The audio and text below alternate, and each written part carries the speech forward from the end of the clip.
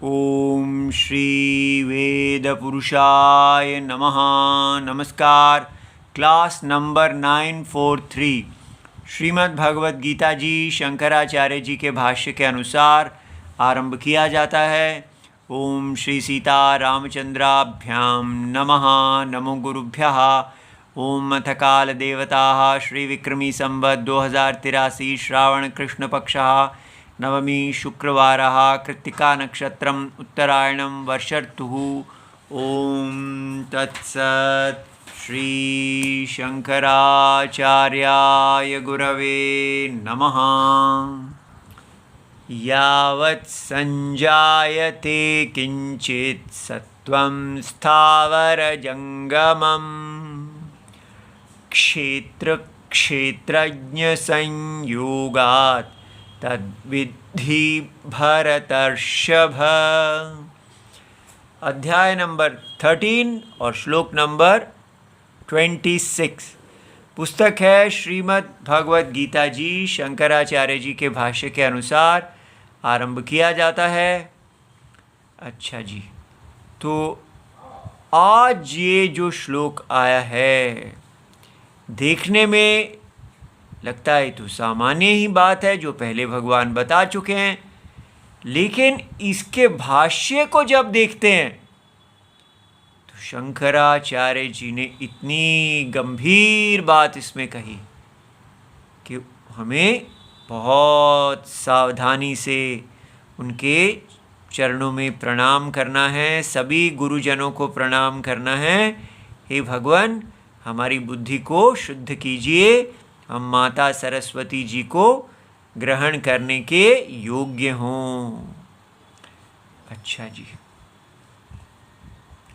तो पिछले श्लोक में बताया कि कैसे ब्रह्म विद्या एक तो आप स्वाध्याय करते हैं और दूसरा है आप स्वाध्याय नहीं करते हैं, किंतु जिसने स्वाध्याय गुरु परंपरा के से स्वाध्याय किया हो, यदि ऐसे आचार्य के मुख से आप सुनते ही हैं केवल, किंतु जैसा स्वाध्याय एक परिश्रम मांगता है वैसा आपने नहीं किया है, किंतु आपको जो वो बता रहे हैं उसमें प्रामाण्य है कि ये गुरुजी मुझे ठीक बता रहे हैं, और आप भगवान की परायण होते हुए उसी प्रकार कर्म योग करते हैं, फिर आप जैसे जैसे बताया गया है तो उसको सुन के, स्वाध्याय ना करके ग्रंथ से, केवल सुनने मात्र से ही, तो ऐसे व्यक्ति को श्रुति परायण,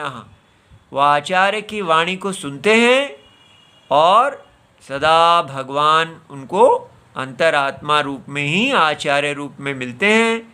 भगवान ही अंदर से बताते हैं कि ये ठीक है, हम राम जी के परायण हुए, बस उस वाणी को प्राप्त करते हैं और फिर वो वाणी हमारे लिए मोक्षदायिनी होती है। अब अगला जो ये श्लोक है, इसमें ये पूछा जा रहा है कि क्षेत्र ईश्वर ऐक्य एकत्व विषयम। क्षेत्र पहला है क्षेत्रज्ञ, क्षेत्रज्ञ और ईश्वर, ये दो हैं, और इन दोनों का एकत्व विषयम, के शरीर में जो क्षेत्रज्ञ हैं अर्थात अर्जुन हैं, और इसी शरीर में जो श्री कृष्ण हैं ईश्वर, ये दोनों वास्तव में एक हैं। श्री कृष्ण और अर्जुन का ऐक्यम, ठीक है, उनका एकत्वम। देखने में दो लगते हैं कि इस शरीर के अंदर सर्वात्मा अर्जुन रूप से, जीव रूप से प्रविष्ट हैं, तो जो जीव रूप से प्रविष्ट हुए हैं वो अभी भी ईश्वर हैं। जीव ईश्वर भेद से सदा मुक्त हैं। ठीक है, इसलिए जीव ईश्वर भेद अविद्या कल्पित है। वो वास्तव में कोई जीव ईश्वर भेद नहीं है। इस प्रकार ये जो इस एकत्व को विषय करने वाला ज्ञान है वो मोक्ष साधनम है। ये कितनी बड़ी बात है। तो जितने द्वैत, इसलिए समझ में आता है कि द्वैती, चाहे वो भारत के द्वैती हों जो कहते हैं कि ईश्वरः अन्यः अहम अन्यः, और या कहते हैं ईश्वर जो क्षेत्रज्ञ हैं वो जीव जो हैं वो ईश्वर का विशेषण है, ऐसा विशिष्ट अद्वैत कि ईश्वर की विशेषण है ये सारे जीव। ईश्वर की ये शक्ति है और सारे जीव भगवान के विशेषण हैं, ऐसा विशिष्ट द्वैती कहते हैं। और जो द्वैती हैं वो कहते हैं भाई ईश्वर अन्य है, क्षेत्रज्ञ अन्य है, जीव अन्य है, हम तो केवल उनके दास हैं। ये तो भारत के हो गए। और जो बाइबल कुरान वाले हैं उनके लिए तो ईश्वर कोई आत्मा रूप से है ही नहीं, शरीर के अंदर उपलब्धि नहीं है। वो तो केवल एक बिलीफ, जो ज्ञान का विषय ही नहीं है उसको बिलीव करने में वो कहते हैं जो हमारे ईश्वर जिस पे हम विश्वास करते हैं वो अन्य हैं, और उसके बंधन में जो लोग हैं वो अन्य हैं। तो वो बंधक जो आप लोग हैं अपने अल्लाह गॉड के बंधक, बस वो बंधक ही रहोगे सदा, चाहे जन्नत में जाओ चाहे यहाँ रहो। तो इसलिए मोक्ष कहीं भी नहीं है। और साइंस की क्या कहने, वो तो महान है। आप कार्बन थे और आप कार्बन ही रहेंगे। बीच में वो कार्बन हाइड्रोजन मिलने से चेतन हो गया, तो यही जीवन है। तो इसलिए केवल हमारे पास ये अद्वैत, जो द्वैतम, इसको द्वैतम कहते हैं, भेद को, भेद अविद्या कल्पित है। तो अद्वैतम ही जो है वो वेद अर्थ है, उसी में मोक्ष संभव है। नहीं तो केवल बद्ध अवस्था को ही मोक्ष बताया जा रहा है। बद्ध अवस्था क्या है? आपका ईश्वर के साथ भेद है, तो भेद में जो है वो मोक्ष नहीं है, ऐसा भगवान कह रहे हैं। कि मोक्ष का साधन कौन है जो मोक्ष देगा? जो क्षेत्रज्ञ और ईश्वर के एकत्व को विषय करने वाला ज्ञान है। माने इस भेद को बाधित करने वाला जो ज्ञान है वही मोक्ष साधन है। तो यज् ज्ञात्वा अमृतम अश्नुते, माने अमृतत्वम अश्नुते। जिस ज्ञान का फल क्या है? मृत्यु से मुक्ति। इति उक्तम। अब तो ये तो ठीक है जी, तो पहले बताया है। अब कहा जा रहा है तत्कस्मात् हेतु हो। भाई ऐसा क्या कारण है कि आप जीव और ईश्वर के अभेद को ही, अभेद का जो ज्ञान है उसी को मोक्ष साधन मानते हैं? एकत्व, ये भेद को आप बद्ध अवस्था मान रहे हैं। तो ऐसा क्या हेतु, क्या है, क्या कारण है? इति तद हेतु प्रदर्शनार्थम श्लोक आरभ्यते। तो ये बड़ी सूक्ष्म बात है कि क्यों हमें क्षेत्रज्ञ अर्थात जीव और ईश्वर जो सारे जगत के परमात्मा हैं, ठीक है। और जो केवल इस शरीर का आत्मा है, जो अपने आप को केवल इस शरीर का आत्मा कहता है, वो क्षेत्रज्ञ, क्षेत्र को जानने वाला। और यही क्षेत्रज्ञ सारे शरीरों में सब कुछ जानने वाला। और कैसे जानने वाला? अपने अंदर अविद्या कल्पित जानने वाला, वो ईश्वर है। अब ईश्वर और क्षेत्रज्ञ का भेद नहीं है। अब उसके पीछे कस्मात हेतु हो, हेतु क्या है जिसके कारण आप कहते हैं इसी से ही मोक्ष होगा, यही मोक्ष साधनम है। अब वो हेतु बताने के लिए ये श्लोक आरंभ किया जाता है। अब हम जब देखेंगे तो हमें और समझ में आएगा कि क्या हेतु कह रहे हैं। तो भगवान कहते हैं यावत संजायते किंचित,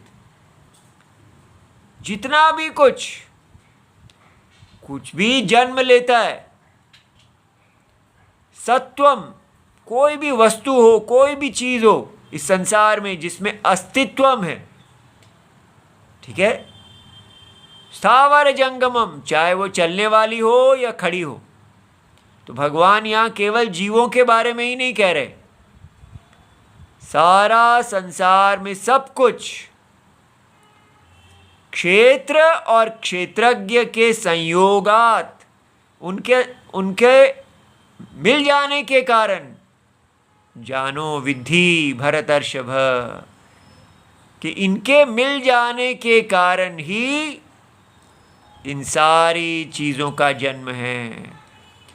तो जन्म का कारण क्षेत्र और क्षेत्रज्ञ का संयोग है। यहाँ ये संयोग शब्द लिखा है भगवान ने।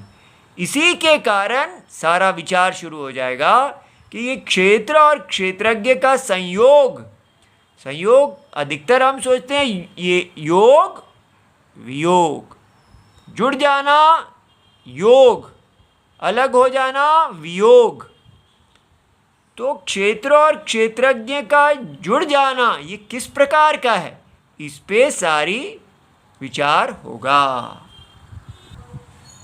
यावत माने यत किंचित, जो कुछ भी संजायते, तो संजायते माने समुत्पद्यते, कोई भी चीज़ जो उत्पन्न होती है, जैसे लहरें, ठीक है, तो जिसका जन्म हुआ, रही और फिर मृत्यु को प्राप्त हो गई, नाश हो गया। इस प्रकार कोई भी चीज़ जो जन्म लेने वाली है, सत्वम वस्तु, सत्वम माने वस्तु, जिसमें आप वस्तुत्वम देखते हैं, अब है, अस्ति, जिसको आप अस्ति बुद्धि का विषय देखते हैं। किम अविशेषेण इति आह, कोई विशेषता नहीं लगाई कि हम इस बात को सीमित करें। इस संसार में कहीं पर भी अस्ति बुद्धि है, ठीक है, जो भी चीज़ जन्म लेती है, जिसमें हम कहते हैं ये अब है, अब आ गया, ऐसा, तो वो चाहे स्थावर हो या जंगम हो। स्थावर माने इमोबाइल, जो चलता नहीं है, या जंगम माने मोबाइल, चलने वाला। वो सब उसके जन्म जो है च क्षेत्रज्ञ, क्षेत्र क्षेत्रज्ञ संयोगात, क्षेत्र का और क्षेत्रज्ञ का संयोग, तज्जायते इति एवं विद्धि, वो इस संयोग के कारण ही जन्म लेता है। तो संसार में जहाँ भी जन्म है किसी भी चीज़ का, उसके जन्म का हेतु क्षेत्र और क्षेत्रज्ञ का संयोग है, ठीक है। इति एवं विद्धि जानी ही हे भरतर्षभ। लेकिन हम तो अपने माता और पिता के संयोग से जन्म लेते हैं, ये क्षेत्र और क्षेत्रज्ञ का संयोग कहाँ से आ गया, ठीक है। साइंस कहेगी नहीं, ये तो कार्बन हाइड्रोजन के संयोग से जन्म होता है, इस प्रकार। और अल्लाह गॉड वाले कहेंगे नहीं, ये तो मिट्टी के अंदर चेतना फूंक देने से जन्म होता है। तो ये सब समझने हैं। लेकिन यहाँ क्या कहा जा रहा है, जन्म का मूल हेतु, ठीक है, मूल हेतु क्या है? क्षेत्र और क्षेत्रज्ञ। अब हमको ये बता दिया गया है कि क्षेत्र क्या है और क्षेत्रज्ञ क्या है, इसलिए इस पे विचार नहीं होगा कि क्षेत्र क्या है और क्षेत्रज्ञ क्या है। यहाँ पर मूल विचार का है ये शब्द, इनका संयोग कैसे हो जाता है, ठीक है।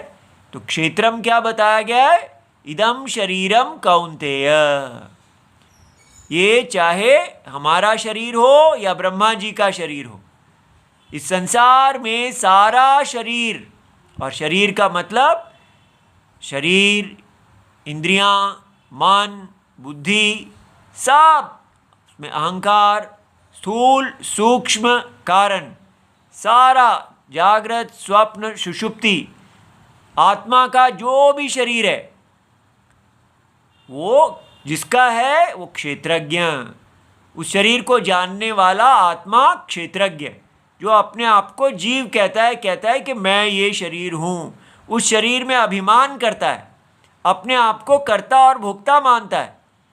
अब ये जो हैं ये क्षेत्रज्ञ है और ये उसका शरीर है, इनका संयोग जो है वो जन्म का कारण है। अब प्रश्न उठता है, कहा पुनः अयम क्षेत्र क्षेत्रज्ञ योः संयोगः अभिप्रेतः। तो बताइए जी, ये क्षेत्र और क्षेत्रज्ञ का योग, ताकि हम इसका वियोग कर लें, ये किस प्रकार का है, इसका क्या संबंध है, कैसे ही आप क्या कह रहे हैं? जब आप कहते हैं संयोग तो आपका क्या मतलब है?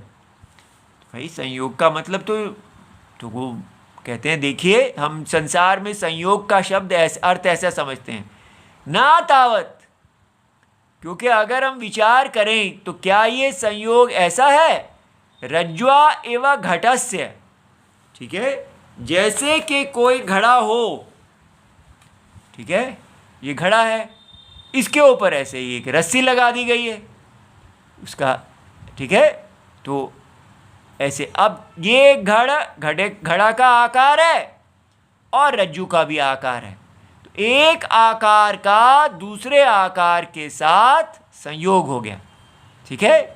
तो घट और रस्सी का आपस में संयोग, तो कहा गया ऐसा संयोग क्षेत्र और क्षेत्रज्ञ का नहीं हो सकता, ठीक है।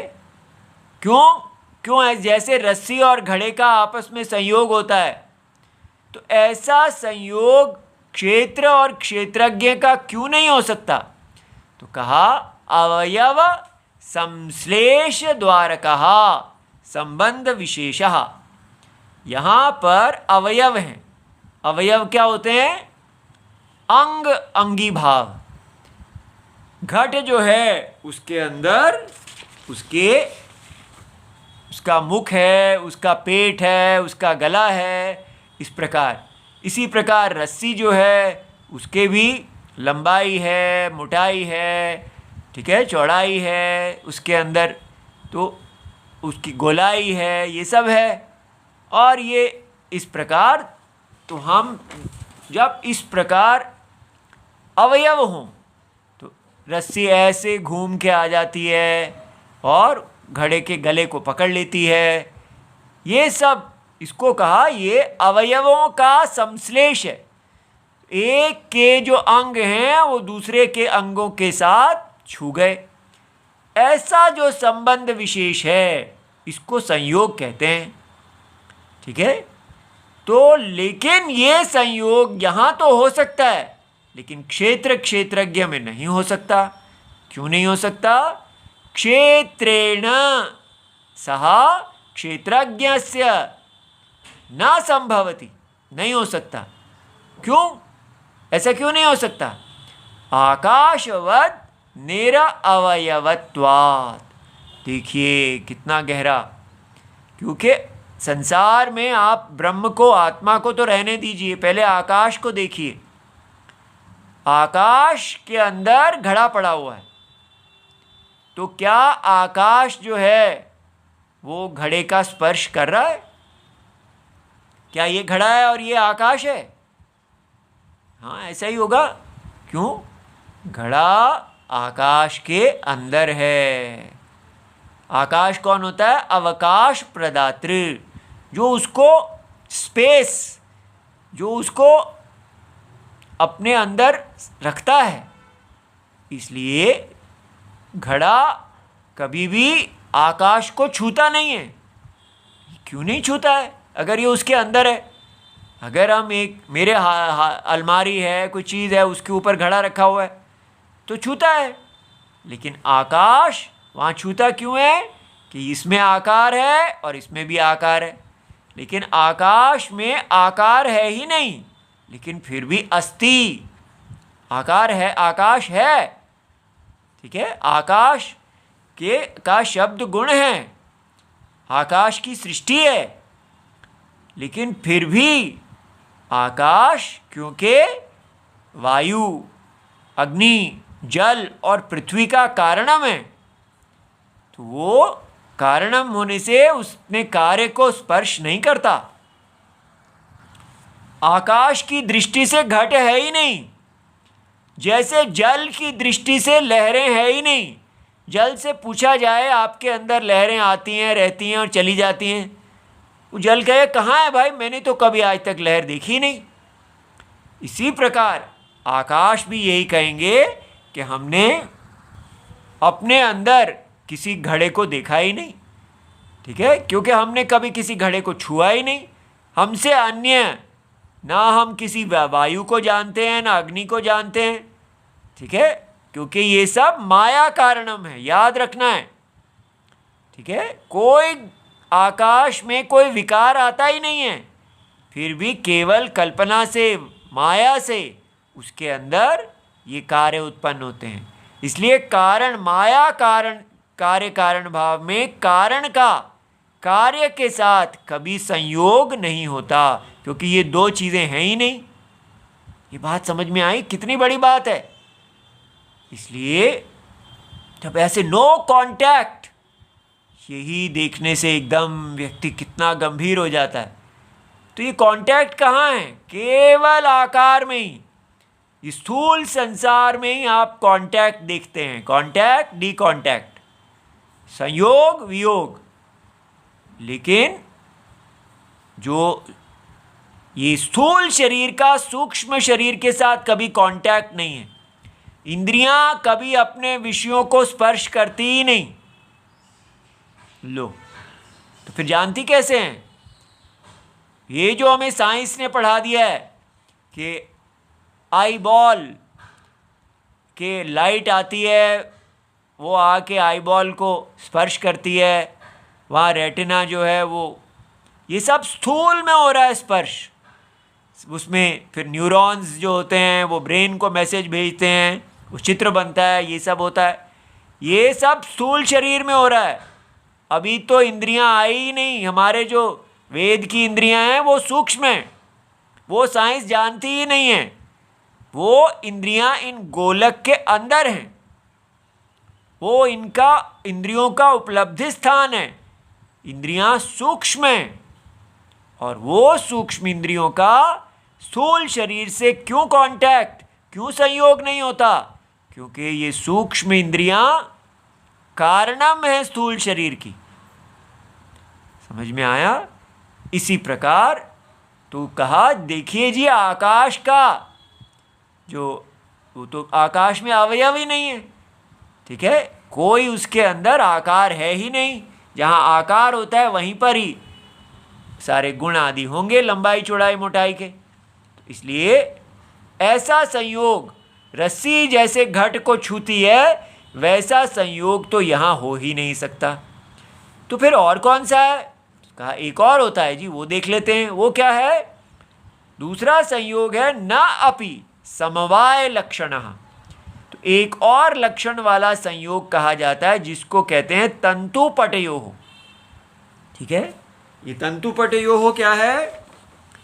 ये देखिए, जब हम ये तंतु हैं, दीर्घ तंतु इसको कहते हैं, और ये छोटा वाला लघु तंतु।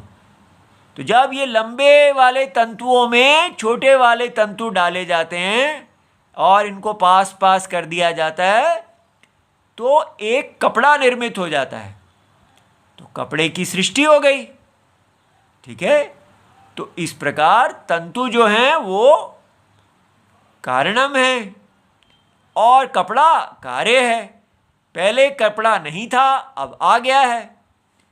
ये देखिए कितनी माया, हर जगह देखते जादू ही जादू है। अब विचार करते हैं कि अगर ये कार्य और कारण है तो इनके बीच में संबंध क्या है। तो ऐसा जो न्याय कर दर्शन वाले हैं वो कहते हैं कि हमको इस तंतु और पट को आपस में जोड़ने वाला एक संबंध स्वीकार करना पड़ेगा। उसका वो नाम समवाय रखते हैं। ठीक है, तो वो समवाय है, तो ऐसा वो स्वीकार करते हैं। तो जिसके द्वारा ये कार्य अपने कारण से जुड़ जाता है। ठीक है, तो ऐसा वो कहते हैं। तो वो भी नहीं हो सकता। क्यों नहीं हो सकता? क्योंकि क्षेत्र और क्षेत्रज्ञ का इतरेतर कार्य कारण भाव अनभ्युपगमात्, क्योंकि ऐसा ये नहीं स्वीकार किया गया कि क्षेत्र जो है वो आप सारे क्षेत्र को जोड़ दो तो अपने आप उसके अंदर क्षेत्रज्ञ आ जाता है। साइंस यही ऐसा कह रही है, याद रखना। साइंस कह रही है कार्बन हाइड्रोजन आदि को जोड़ो और चेतना आ जाती है। इसलिए इसको इतना हल्का नहीं लेना। जैसे तंतुओं को जोड़ते हैं तो कपड़ा आ जाता है, तो साइंस का भी ऐसा ही मानना है कि कार्बन हाइड्रोजन को जोड़ो एक पैटर्न में तो वो चेतन हो जाएगी, केमिस्ट्री बायोलॉजी बन जाएगी। और यहाँ कहा जा रहा है ऐसा यहाँ नहीं माना गया है।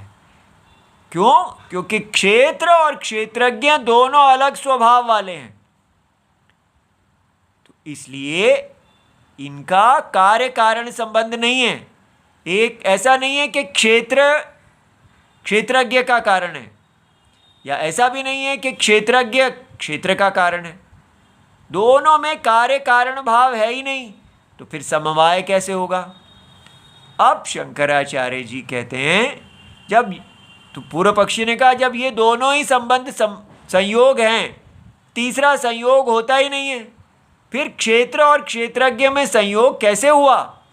देखिए कैसे पहले प्रश्न बनाया, अब बहुत गंभीर उत्तर आने लगा है। राम जी को याद कर लो।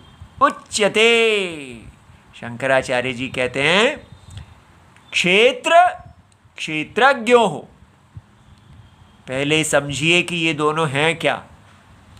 ये पहली बार भगवत गीता में भगवान ये बता रहे हैं। ये अध्यास भाष्य कहलाता है।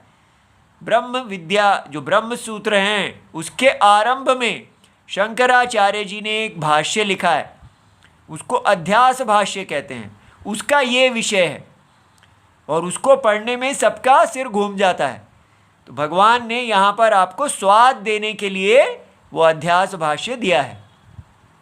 तो देखिए क्षेत्र और क्षेत्रज्ञ यो हो, वो हैं क्या? तो कहते हैं विषय विषयीण हो। पहले तो इतना समझना कि क्षेत्रम माने विषय।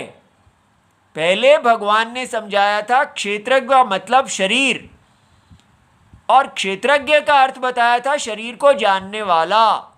लेकिन यहां आज वो हमें और गंभीरता में ले जा रहे हैं। क्षेत्र का अर्थ है विषय। जो भी चीज ज्ञान का विषय है वो क्षेत्रम है, और उसको विषय करने वाला विषयी वो क्षेत्रज्ञ है। ध्यान से देखिए, तो आपको अपने अंदर देखना है कि आप ज्ञान के विषय हैं या ज्ञान के विषयी हैं। ठीक है, इंग्लिश में ट्रांसलेट करेंगे तो हो जाएगा ऑब्जेक्ट ऑफ नॉलेज या सब्जेक्ट ऑफ नॉलेज। ठीक है, तो ये विषय क्या है? ज्ञान का विषय, इसके साथ ज्ञान का लगाना है, और विषयी ज्ञान का विषयी। जब भी ज्ञान होता है तो एक प्रकाश रूप है। विषयी का स्वभाव क्या है? प्रकाश, स्वयं ज्योति। और दूसरा क्या है? ना स्वयं ज्योति, ये अपने आप को नहीं जानता और ये अपने आप को जानता है। इसलिए कहा भिन्न स्वभाव यो हो। इतना ही देखना कि इन दोनों का स्वभाव अत्यंत विरुद्ध है। इतना ही अगर हम देखें तो हमें समाधि लग जानी चाहिए। धीरे धीरे देखिए, कोई जल्दी ना कीजिए। ये भाष्य बहुत गहरा है। अगर आप अपने अंदर विषय और विषयी को पहचान लेते हैं कि विषयी, जब मैं विषयी हूं या मैं विषय हूं, तो आप देखेंगे विषयी, मैं विषयी हूं। विषयी माने क्या? ज्ञान स्वरूप, जो किसी ज्ञान का विषय नहीं है। देखो कितनी बड़ी बात, आपको कोई जान नहीं रहा, आप स्वयं अपने आप को जानते हैं बिना भेद के। ये इसको देखना, ये कैसा है जिसको स्वयं ज्योति बोलते तो हैं, लेकिन अनुभव में देखना, ये क्या भाई, ये क्या है? ये कैसी ज्योति है जो स्वयं प्रकाश है। मन में कल्पना करेंगे, सूरज आदि बनाएंगे तो गलत हो जाएगा। कोई कल्पना से ये जाना नहीं जा सकता। ये केवल अनुभव में देखना है कि जिस ज्योति को मैं समझ रहा हूँ ये चक्षु की ज्योति है, ये मन की ज्योति है, ये बुद्धि की ज्योति है, लेकिन वो वास्तव में स्वयं ज्योति है। वो किसी विशेषण की ज्योति नहीं है, वो स्वयं अपनी ज्योति है। इतनी गहरी चीज जो कोई नहीं जानता, और वो इस विषय को जानती है। ठीक है, अब समय हो गया है, बाकी का कल। ओम नमो भगवते वासुदेवाय, प्रणाम।